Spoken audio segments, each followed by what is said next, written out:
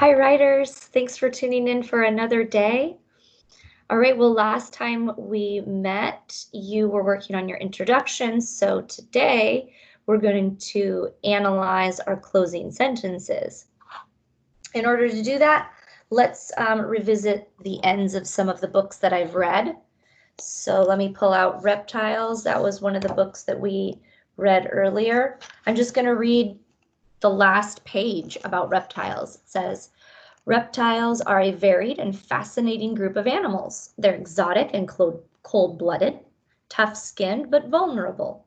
Turtles, tortoises, crocodilians, snakes, lizards, and tortas are all masters at adapting to the demands of their environments. Humans moving into their habitats threaten some species. These curious, sometimes bizarre animals are national treasures to be admired, not feared. So think, what does the author do in this book that kind of lets you know that this is the end? Think about that for just a second. Think about the words or phrases that the author used at the end of the book. One thing that I noticed is that the author summarized all the different animals that were in the book. And he also, or she, whoever it was, mentioned how they were national treasures and that they should be admired and not feared. And that shows that the book is ending when the author is giving their opinion. So that's one way. Here's another one. Are you a dragonfly? Let's look at the end of that one. So it says they've been on the earth for about 300 million years, long before the dinosaurs. Dragonflies have 2 pairs of wings. They can beat each pair separately, which is why they are such great flyers. Dragonflies usually rest with their wings spread out, but damselflies usually fold their wings above their backs the way butterflies do. Okay, here's another ending. This one's where butterflies grow. Last page says, now it is time to fly to new places, time to look for others like yourself, brilliant flyers in the sun. Fly, butterfly, goodbye.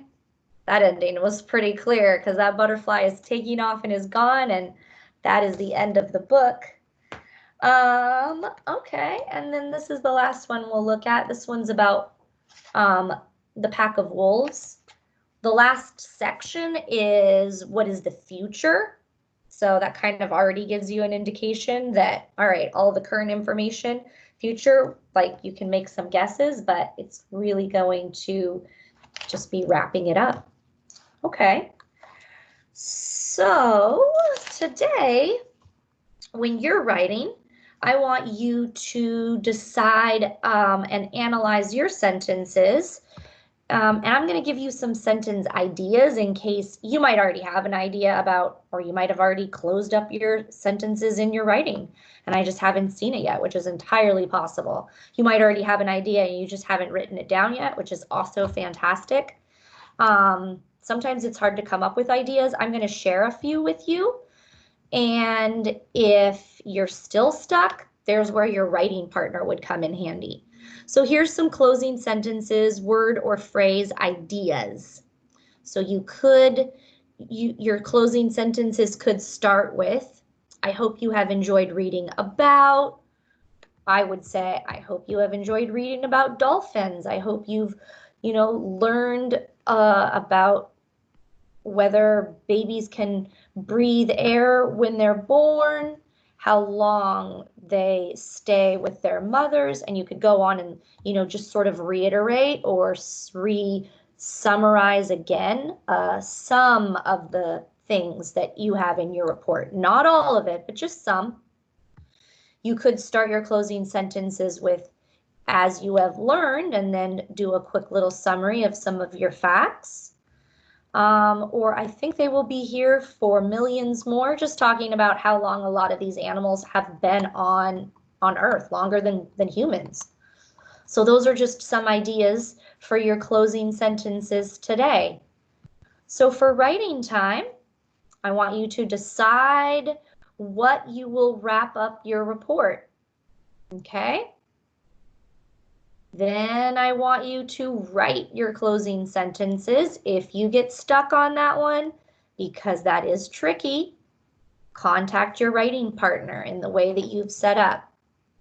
And then I just want you to finish writing the draft of your report. So all of your minimum 5 to 6 questions, you should have answers to all of those, and answers should be 3 to 5 sentences. Definitely not 1 sentence answers. That's way too short for 3rd grade. Use description, get it in your own words, and don't forget to leave spaces in your report for photos and then the captions that will go along with it. All right, happy writing. Email me if you have any questions.